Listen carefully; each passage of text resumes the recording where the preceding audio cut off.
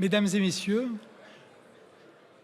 le fait de succéder au président Diouf à une tribune est un honneur extrêmement difficile.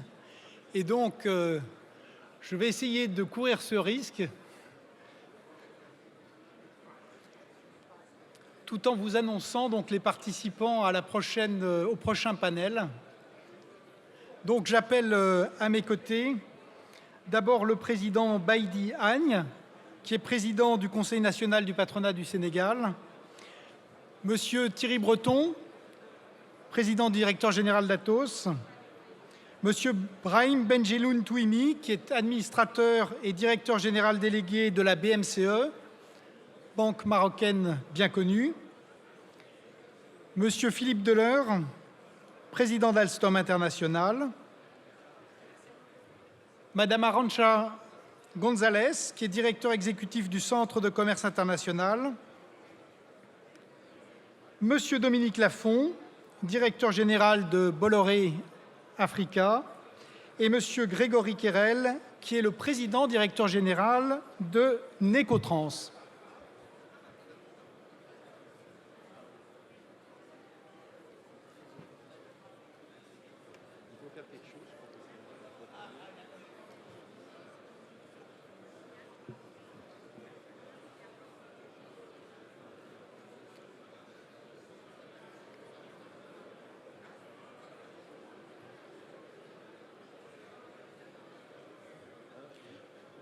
Bien, je vous propose peut-être que chacun regagne sa place pour que nous puissions commencer cette deuxième partie de la matinée qui devrait nous permettre, j'allais dire, de passer des principes politiques aux réalités concrètes et, si on peut dire, aux travaux pratiques.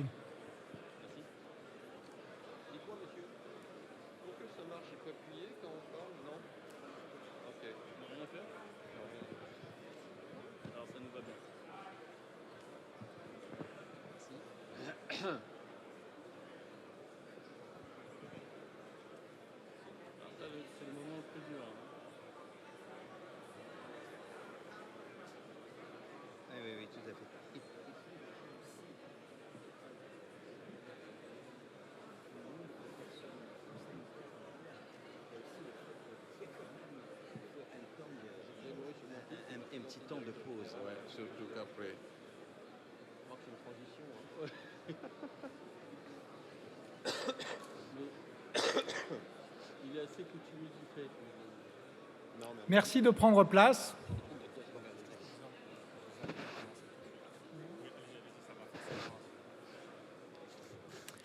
Bien, donc nous allons démarrer.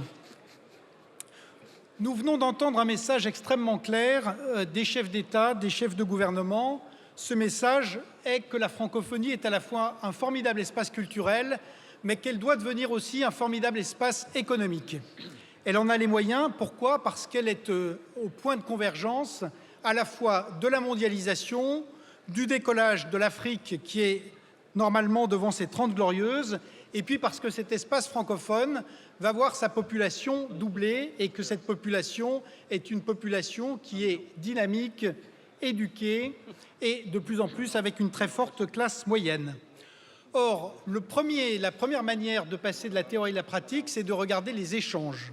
Le thème de notre session, c'est échanger pour se développer. C'est vital. Pourquoi? Parce que économistes et historiens montrent que le commerce international progresse 2 fois plus vite que la croissance. Donc nous allons regarder 3 cercles qui ont déjà été évoqués. Le cercle de l'intégration régionale, le cercle des relations avec l'Europe et puis le cercle, bien sûr, de la mondialisation et du grand large.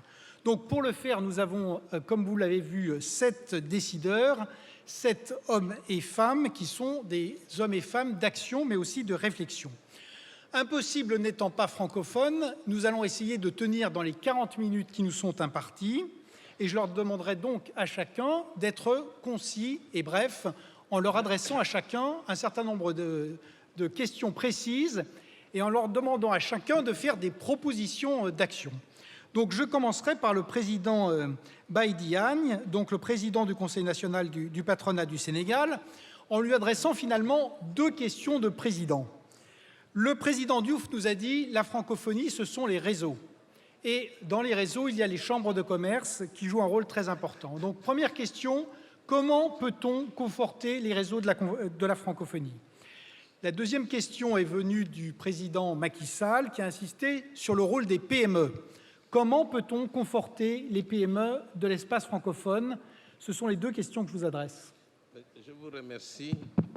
Je me réjouis, avant de répondre directement aux questions, de la tenue de ce sommet, où il nous est aussi demandé de dire comment, avec la langue française, nous pouvons créer les opportunités que donne notre espace pour promouvoir les échanges.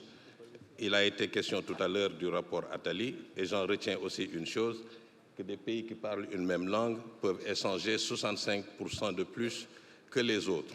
Et je dois dire aussi, parce que le rapport, nous l'avons lu, il est presque destiné pour le président Hollande, donc pour la France, comment la France peut augmenter sa croissance et ses emplois. Mais en même temps, je me dis, en fait, nous avons un rapport, nous, Africains, un rapport gratuit, parce que nous pouvons le contourner et regarder comment nous aussi, Africains, nous pouvons tirer bénéfice de cette même francophonie. Donc, pour répondre à une de vos questions, vous aviez, bien sûr, nous avons l'OIF, qui est une opportunité. Cependant, vous parliez de réseau tout à l'heure, le Forum francophone des affaires, qui est statutaire dans l'OIF, ne fonctionne pas très bien. Donc, je pense, première proposition, il faut réformer le Forum francophone des affaires. Tout à fait, vous l'avez dit, le président l'a dit aussi, en s'appuyant d'une façon claire et définitive sur le réseau des chambres de commerce, par exemple. Ça, c'est une des premières propositions. Enfin, c'est comme ça que nous pouvons le développer. Il faut déjà un cadre global. Bien sûr, on peut parler de toutes les différentes autres choses qui sont nécessaires. Naturellement, l'intégration de nos zones, les infrastructures. Je vois, il y a beaucoup de spécialistes de ces questions de transport maritime, ferroviaire, routier, qui est nécessaire dans notre zone. Bien sûr, nous sommes aussi partie prenante des zones d'échange, de libre-échange, et comment notre zone francophone, qui sera en compétition avec d'autres zones où, en réalité, des faveurs sont données dans notre libre-échange. Donc, il faut que ce réseau puisse refléter toutes ces différentes choses. Bien sûr, on peut énumérer différentes difficultés ou opportunités, notamment pour la formation et consorts, mais pour aussi dire comment nous devrions faire, je pense que vous avez parlé des PME, naturellement d'un développement d'un réseau d'entreprises, de comment favoriser le co-développement, comment favoriser la co-entreprise, les joint ventures. Je pense dans un cadre comme le nôtre de francophonie, il est important qu'un fonds de soutien qui doit aider non seulement au développement de ces joint ventures doit être mis en place dans un espace comme la francophonie. Je pense que ces deux axes principaux à vos questions, réformer, le Forum francophone des affaires, mise en place d'un fonds de soutien pour le développement de la co-entreprise. Merci beaucoup. Je me tourne maintenant vers Monsieur Thierry Breton.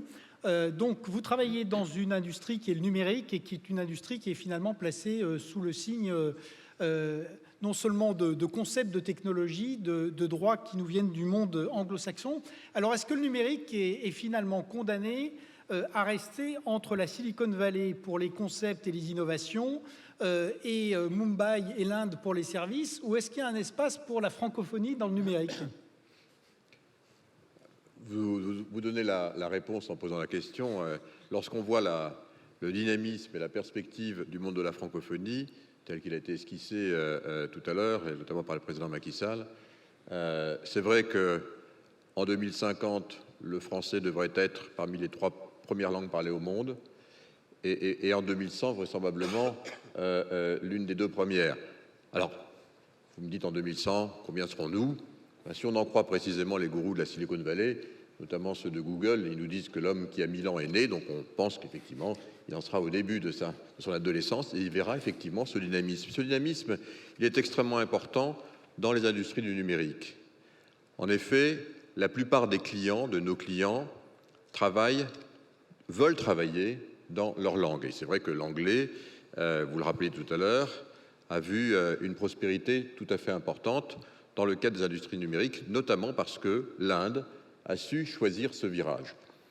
Alors, moi qui, comme vous le savez, aime l'Afrique depuis très longtemps, aime ce pays, le Sénégal, depuis très longtemps, je me suis dit avec mes collaborateurs que nous avions sans doute à la tête de l'entreprise que je dirige aujourd'hui, Atos, qui est le leader européen des industries du numérique.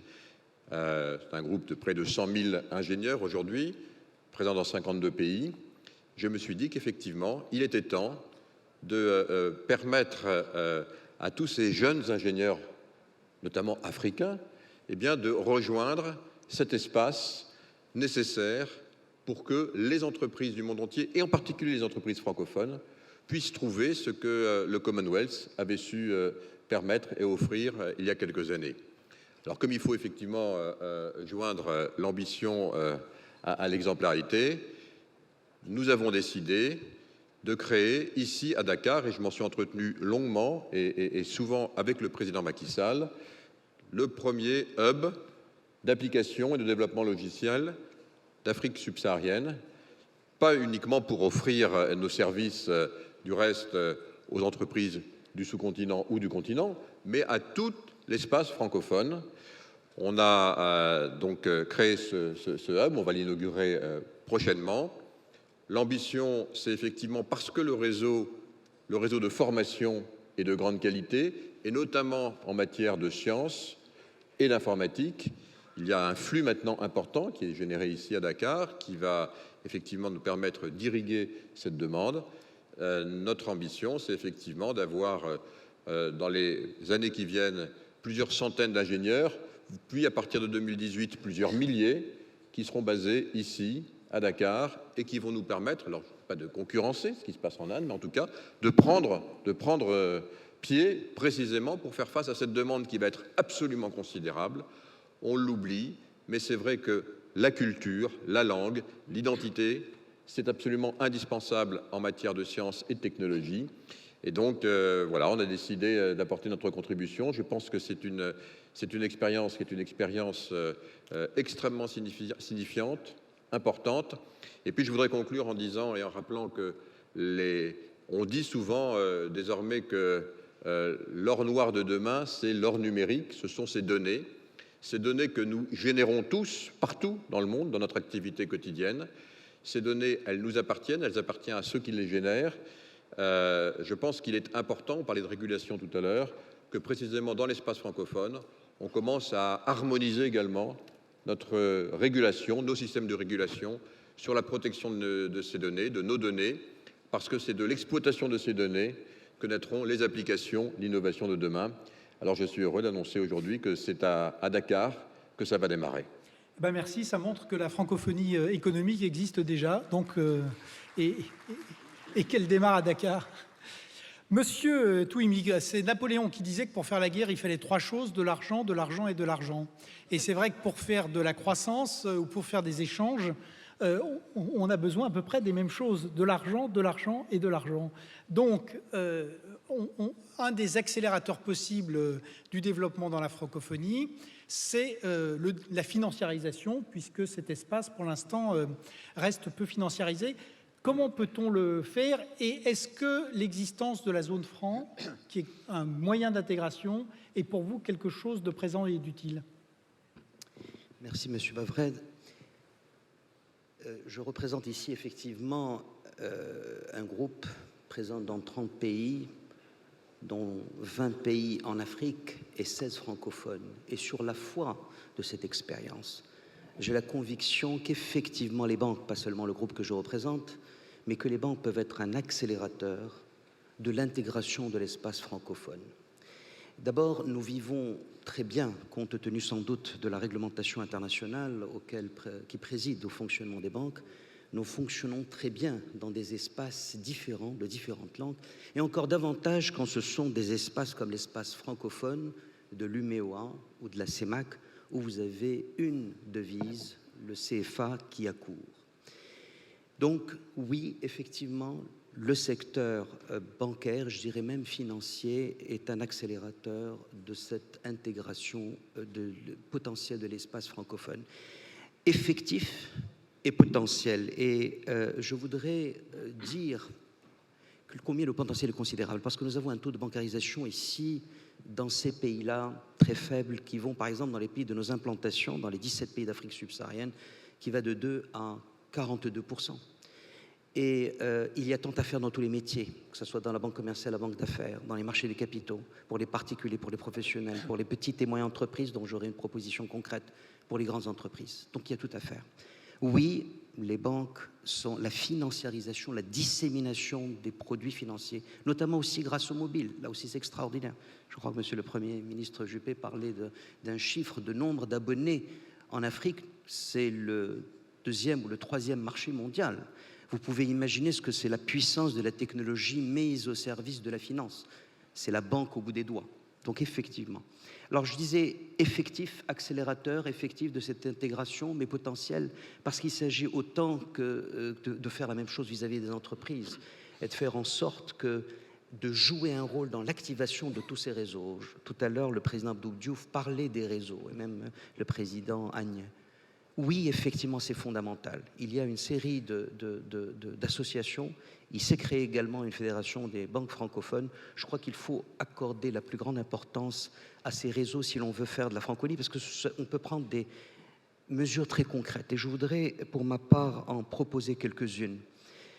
D'abord, en ce qui concerne le corpus normatif juridique, on en a parlé ce matin, Monsieur le Président Macky Sall, le Président Abdou Diouf, le Premier ministre Juppé. Il est fondamental, effectivement, que la sécurisation juridique soit là, et davantage que les textes, c'est leur mise en œuvre qui est fondamentale. Et de ce point de vue-là, je recommanderais, ou en tout cas c'est une proposition, d'élargir les prérogatives de cette OADA à la francophonie, donc ça serait l'OFADA, si vous me permettez l'expression. Et il me semble qu'il y a 2 sujets qui peuvent être abordés, dont dépendent beaucoup la mise en œuvre de projets importants pour l'espace francophone, notamment l'Afrique. C'est tout ce qui s'appelle le capital risque, le private equity, et tout ce qui concerne le partenariat public-privé. Il s'agirait sans doute d'envisager de normaliser tout cela, ou en tout cas d'avoir une vision commune de francophone de ces aspects-là. Une autre proposition, cette fois-ci pour la PME. Une infrastructure financière de base et la création d'une centrale des risques et d'information sur les entreprises, ce que les anglo-saxons appellent le credit bureau.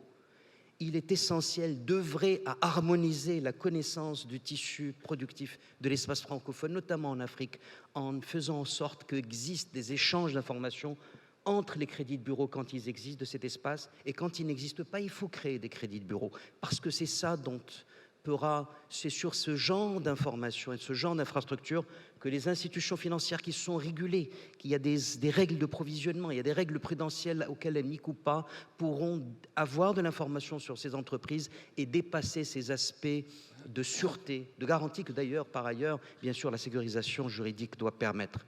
Enfin, une autre proposition, il s'agit également au niveau des réseaux, peut-être de créer un collège toujours du côté bancaire et financier, un collège des superviseurs francophones.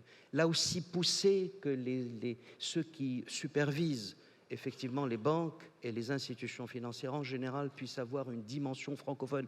Parce que là aussi, c'est la connaissance des terrains, la connaissance de ces aspects-là qui peut permettre d'encourager à développer davantage, en tout cas, les relations avec les banques. Et enfin, je voulais faire part de la conviction que le maître mot sans doute dans ce domaine de la francophonie, parce que nous avons des regroupements régionaux qui existent à travers le monde. Ici en Afrique, il y en a 5 et elles vivent, et ces regroupements se passent sans la francophonie, ou en tout cas la francophonie est partie prenante, mais il y a d'autres qui sont sans la francophonie. Je pense que les pays francophones peuvent représenter, et les entreprises francophones peuvent représenter des têtes de pont entre ces regroupements régionaux. Et là, sans doute, le maître mot pourrait être la triangulation, c'est-à-dire dans quelle mesure les entreprises francophones se reconnaissant entre elles par d'une charte, ce mot a été lancé, n'est-ce pas, ce matin, je crois, par le modérateur, M. Colombani. Je pense qu'il s'agit de faire en sorte qu'à chaque fois qu'il est possible, dans les relations entre entreprises, l'aspect francophonie puisse prévaloir, en essayant de faire passer par un pays francophone, ou en tout cas d'intéresser un pays francophone dans toute relation qu'un pays tiers francophone pourrait avoir avec un autre pays du reste du monde. Voilà quelques propositions que je fais.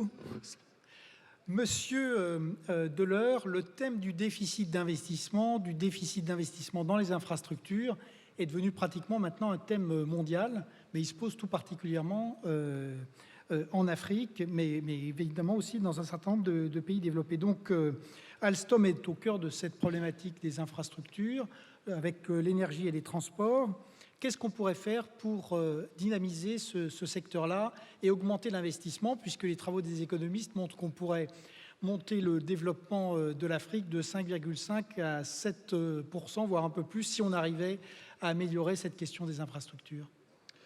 Pour essayer de vous répondre, je vais prendre trois exemples rapidement où intervient Alstom. Le premier, c'est l'énergie électrique.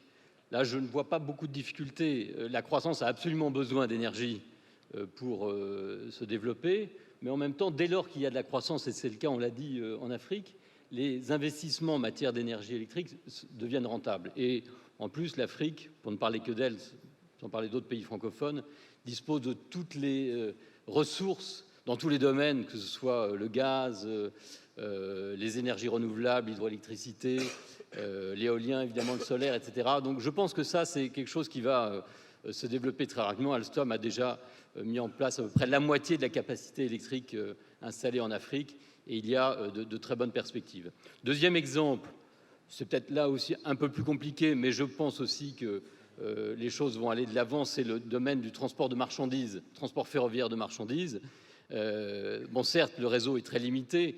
L'Afrique a à peu près le même réseau que l'Inde, le même réseau ferré que l'Inde, pour un territoire 10 fois supérieur. Donc, il y a beaucoup à faire, mais là aussi, je pense qu'il y a de grandes perspectives, notamment d'abord pour évacuer les matières premières, comme nous le faisons, par exemple, avec mon ami Dominique Lafond de Bolloré. Il y a des exemples qui marchent aujourd'hui en Afrique, qui, j'en suis convaincu, vont augmenter en nombre.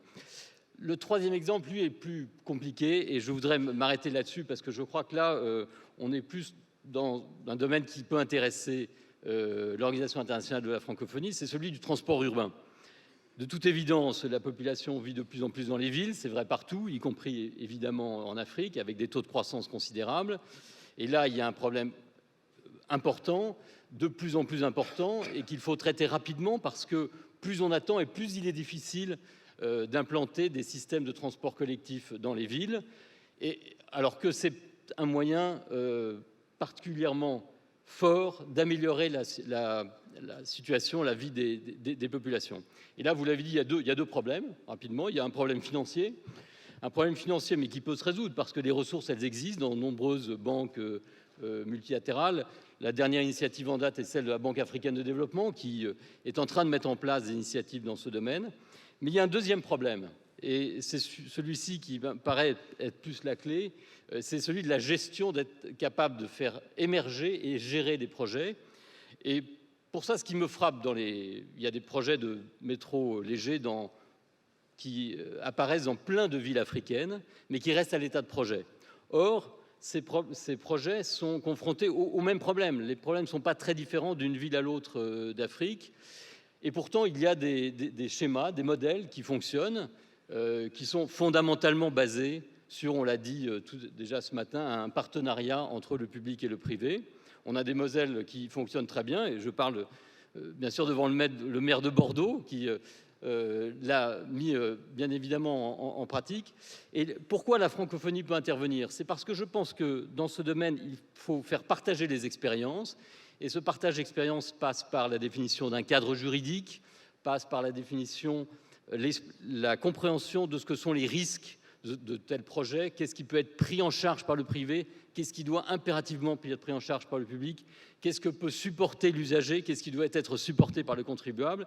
Et je pense que ce type d'échange se fera plus facilement entre personnes parlant la même langue, même si les concepts ne sont pas différents dans les pays francophones qu'ailleurs.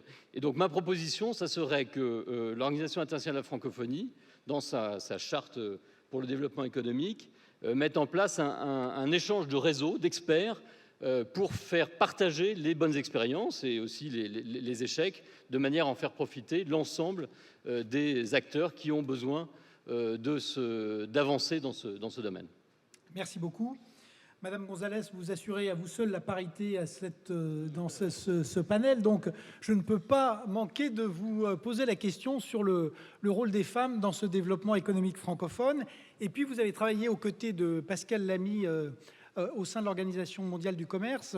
On voit qu'aujourd'hui, cette organisation n'arrive plus à passer des grands accords mondiaux, mais que se multiplient des accords bilatéraux entre les grands blocs qui composent la mondialisation. Donc est-ce qu'il y a la place dans tous ces grands accords qu'on voit entre le pacte transatlantique, entre le TTIP, entre États-Unis et Europe, ou entre l'accord entre l'Europe et le Canada? Est-ce qu'il y a une place pour la francophonie dans cette floraison d'accords bilatéraux? Je crois que le bien fondé de cette idée de l'espace économique francophone a été déjà esquissé en long, en large et à travers pendant la séance précédente. Je crois que maintenant, il s'agit plutôt de voir quels sont les ingrédients qu'on va mettre ensemble pour faire de cette idée une réalité. Et ça s'appelle un plan. Et quelqu'un a dit, ces plans devraient s'appeler la charte de Dakar. Et je donnerai 5 ingrédients à cette charte de Dakar, à commencer par la nécessité pour cet espace économique francophone de s'attaquer aux vrais obstacles au commerce. Les vrais obstacles au commerce aujourd'hui n'étant plus les tarifs comme par le passé. Les tarifs aujourd'hui, c'est de l'ordre de 5% au niveau mondial, mais c'est plutôt de s'attaquer aux obstacles non tarifaires, qui sont aujourd'hui de l'ordre de 15 ou 20%. C'est les règles, c'est les standards, c'est les régulations, c'est tous ces mondes auquel ce grand espace francophone doit s'attaquer s'il veut vraiment constituer un levier de croissance économique. Et s'il le fait d'une manière correcte, cela pourra être compatible avec d'autres initiatives qui sont en cours, soit l'accord Europe-États-Unis, soit l'accord Europe-Canada, soit l'accord entre les États-Unis et certains pays du Pacifique. Deuxième ingrédient que je mettrai dans cet agenda de Dakar serait un plan d'action pour favoriser l'entrepreneuriat des petites et moyennes entreprises. Les PME sont aujourd'hui responsables d'à peu près 80% de l'emploi dans toutes nos économies, que ce soit dans le Nord comme dans le Sud. Il faut créer de l'ordre de 500 millions d'emplois entre aujourd'hui et 2030. Or, c'est les petites et moyennes entreprises qui seront les leviers pour créer ces emplois. Aider ces PME à s'intégrer mieux et plus dans des chaînes de valeur, c'est une priorité fondamentale.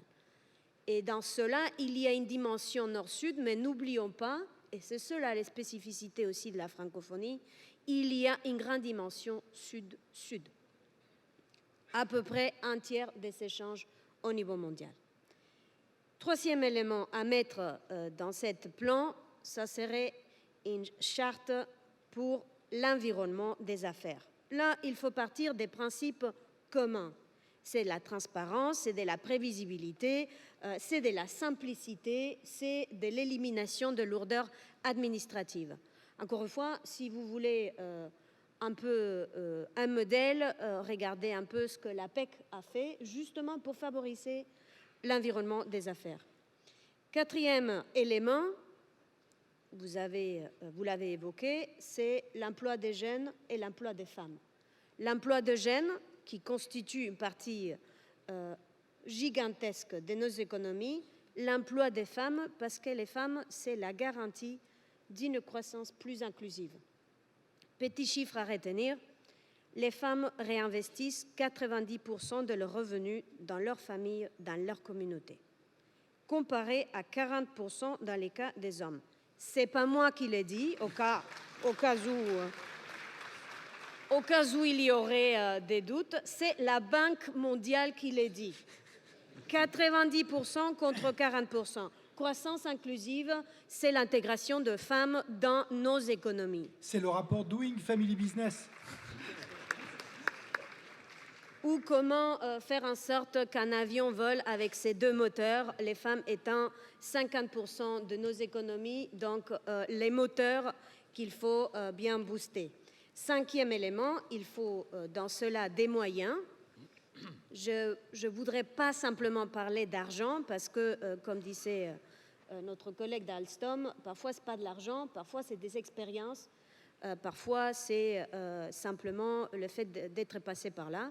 Donc il faut des moyens à mettre par les gouvernements, il faut des moyens à mettre par les secteurs privés, il faut bien évidemment les moyens des organisations internationales comme la mienne, et de ce point de vue-là, les centres de commerce international sera plus qu'heureux de continuer, parce qu'on travaille déjà, à travailler avec la francophonie dans ces plans d'action économique.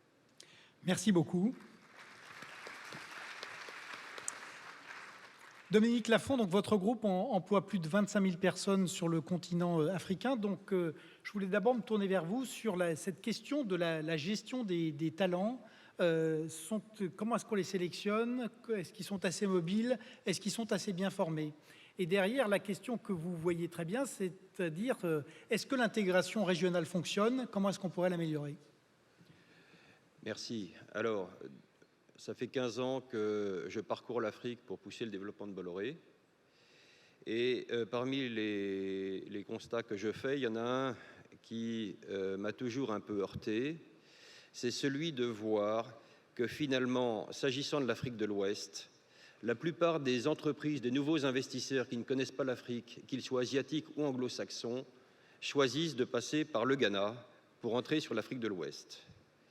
Et je trouve que ce serait quand même un petit peu paradoxal que petit à petit, le Ghana devienne le hub d'entrée sur l'Afrique de l'Ouest, principalement francophone. Et donc se pose la question en fait de l'attractivité de l'Afrique de l'Ouest, qui repose donc la question de l'attractivité et de l'intégration régionale. Alors, le facteur des ressources humaines, vous avez raison, pour moi c'est le premier vecteur d'attractivité d'Afrique de l'Ouest. Ne prenez pas ça pour de la démagogie de ma part, mais dans nos 250 filiales du groupe Bolloré, celles qui fonctionnent le mieux sont celles qui sont gérées par des Africains. Et donc, il ne faut pas hésiter à y aller. Et je pense que la francophonie, justement, c'est un levier dans ce domaine. Pourquoi ne pas essayer de mettre en œuvre, au niveau de l'UMOA et de l'UDEAC, une politique régionale de formation et d'enseignement supérieur? Il y avait l'école polytechnique à Yamoussoukro, elle y existe toujours d'ailleurs. Il y a l'Institut de Zoi au Burkina Faso, mais quelque part, on sent qu'on pourrait faire beaucoup mieux. Pourquoi pas se spécialiser, avoir une université agronome dans un pays agricole comme le Mali ou la Côte d'Ivoire? Pourquoi Dakar ne se spécialiserait pas, par exemple, dans une grande université de juristes qui permettrait de donner un nouvel élan à l'OHADA et à l'environnement des affaires? Pourquoi ne pas renforcer l'université technique qui existe à Abidjan? Un grand groupe investit plus vite quand il sait que les universités sont bonnes et qu'il peut former et recruter facilement. Et donc ça, je pense que c'est un sujet qui est quand même sensible, et je pense qu'on peut aussi impliquer les entreprises dedans. Nous, Bolloré, on s'est souvent dit, finalement, dans la filière de la mer, on serait prêt à coopérer avec les institutions publiques pour essayer de développer des filières de formation. Au-delà des ressources humaines, il y a le deuxième sujet qui est absolument fondamental, c'est les PME. Là aussi, contrairement à ce que l'on peut penser de courte vue, un tissu de PME fécond favorise en fait, je dirais, l'essor des groupes internationaux et donc favorise l'investissement étranger. Alors au niveau des PME, je dois dire que là aussi il y a beaucoup à faire pour qu'elles se développent en Afrique. Je pense d'abord, on a parlé de gouvernance ce matin, c'est vrai qu'elle s'améliore la gouvernance, elle s'améliore partout, mais je pense qu'il y a encore pas mal à faire et je pense qu'une charte des relations entre l'administration et les sociétés serait bienvenue au niveau de l'UMOA ou de l'UDEAC. Moi, je me rends compte en discutant avec les entrepreneurs africains que finalement, le niveau de difficulté qu'ils rencontrent dans leurs relations avec l'administration, il est paradoxalement supérieur à celui que nous rencontrons nous. Donc plus on est plus petit, plus on est fragile. Et de la même façon, je pense aussi que peut-être qu'on peut aussi orienter, il faut approfondir le sujet du local content. Je pense que la démarche de local content, elle est parfaitement légitime. Mais il faut l'approfondir. Elle se décline de façon très diverse selon les types de culture et de gouvernance. Dernier point, je sais qu'on a peu de temps en termes d'intégration. La francophonie, c'est quand même aussi je dirais, une opportunité magnifique pour faire un corpus réglementaire qui soit à la fois simple et harmonisé. Et on en est loin. J'ai vécu il y a très peu de temps dans un pays de l'UDEAC la réaction d'un concurrent asiatique qui s'arrachait les cheveux devant le maquis réglementaire. Alors à court terme, ça nous arrange, mais à moyen terme, en fait, ça plombe tout le monde. Donc, pourquoi ne pas utiliser la francophonie comme, là aussi, un vecteur de simplification et d'harmonisation au niveau de l'Afrique de l'Ouest? Pour que l'Afrique de l'Ouest devienne attractive pour les Asiatiques, bien sûr qu'elle l'est pour les francophones, mais pour les Asiatiques et pour les anglo-saxons, je crois qu'il faut qu'elle progresse beaucoup en termes d'intégration qualitative visible. Un dernier sujet qui est quand même facile à régler, c'est les mouvements des travailleurs, si je puis dire, enfin des cadres. Nous, Bolloré, on utilise pas mal de cadres africains et on se rend compte qu'en fait, là aussi, c'est compliqué. Donc les permis de travail, la question des permis de travail pourrait aussi, là aussi, faire l'objet d'une... Bon, je m'arrête parce que c'est à zéro. Merci beaucoup. Merci infiniment. Donc, Monsieur Quérel, là aussi sur la mobilité des hommes et des marchandises qui sont le cœur de votre métier, je pense qu'il y a sûrement quelques obstacles qu'on pourrait lever. Et l'autre question, c'est celle du droit qu'on a rencontré à plusieurs reprises. L'OHADA est un socle important. Est-ce qu'on pourrait le conforter ou le développer? Oui, tout à fait. Alors, déjà, il y a beaucoup d'efforts qui ont été faits. L'OHADA a fêté son 20e anniversaire et a été réformé récemment. On a, je pense, la chance effectivement d'avoir une monnaie sur le continent africain qui, dans la plupart des pays, est assez stable, puisque arrimée à l'euro pour la zone CFA. Une langue commune qui favorise grandement les affaires, comme on l'a dit à de nombreuses reprises, mais surtout un droit au OHADA qui est quand même quelque chose d'extraordinaire sur cette communauté d'États, qui est la facilitation des affaires et surtout la sécurisation juridique pour des investisseurs. Il faut, comme l'a souligné notre ami banquier, puisque c'est toujours un point important, la gestion des sûretés lorsqu'on prête, il faut que l'exécution des décisions de justice soit effectivement très claire et de plus en plus efficace. Mais je pense qu'on y est presque.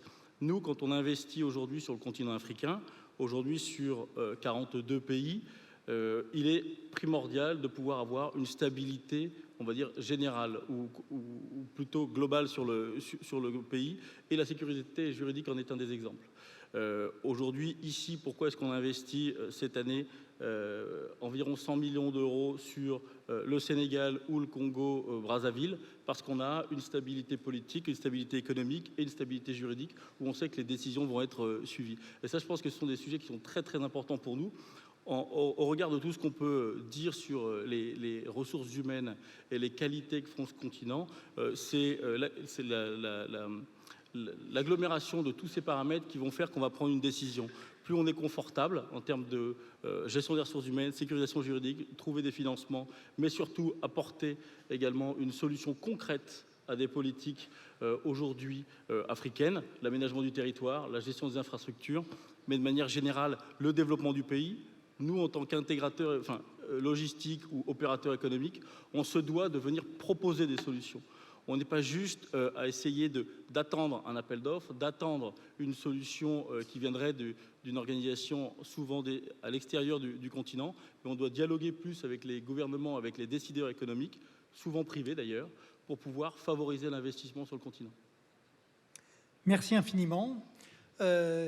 Nous sommes parvenus, grâce à vos efforts à tous, en allant très vite, nous sommes parvenus à tenir à peu près les délais. Donc, plutôt que de faire une conclusion, je voudrais en fait revenir à l'esprit de ce que nous disait M. Jean-Marie Colombani, qui appelait à faire finalement une charte économique de la francophonie, une charte de Dakar. Donc, grâce à vous tous, je crois qu'on en a déjà bon nombre d'éléments. Grâce au président Agne, finalement, la première idée, c'est celle de la priorité aux PME et d'un fonds de soutien. Monsieur Thierry Breton nous a invités à faire du numérique à la fois un pivot du développement de l'Afrique et un instrument de passage directement, un outil d'intégration et de développement dans le XXIe siècle. Monsieur Touimi nous a rappelé qu'il faut travailler, c'est le troisième principe, peut-être le troisième article, à l'intégration financière et bancaire. C'est vrai de la zone franc, mais ça doit être vrai aussi du droit bancaire, du droit financier et de la coopération entre les régulateurs. Monsieur Deleurs nous a rappelé que les infrastructures sont importantes, mais qu'elles doivent être développées avec des outils innovants de financement qui sont ceux des partenariats publics et privés. Du côté de Madame Gonzalez, nous avons une pléthore de propositions avec 5 articles de cette charte à elle toute seule. Je retiendrai en tout cas l'idée de s'inspirer des bonnes pratiques de l'APEC et de faire de l'emploi des jeunes et des femmes un aspect absolument essentiel. Pour Dominique Lafont, bien sûr, l'enseignement supérieur. Nous avons vu en Europe à quel point Erasmus a pu être un succès et je pense que le renforcement de l'enseignement supérieur est un élément essentiel à la fois d'intégration et de développement. Et enfin, le dernier élément, j'aurais mauvaise grâce à ne pas le rappeler, étant juriste moi-même, c'est bien sûr l'OHADA, le fait que le droit n'est pas une simple superstructure, c'est quelque chose d'extrêmement important. Et le renforcement de l'état de droit et en même temps le fait d'avoir ce qui est dit une sécurité, une prévisibilité pour les investisseurs, c'est quelque chose qui est clé pour le développement. Donc je vous remercie tous. Merci aux panélistes que vous pouvez remercier non seulement pour leur compétence, mais pour la rigueur avec laquelle ils ont tenu leur temps de parole. Et très bonne suite.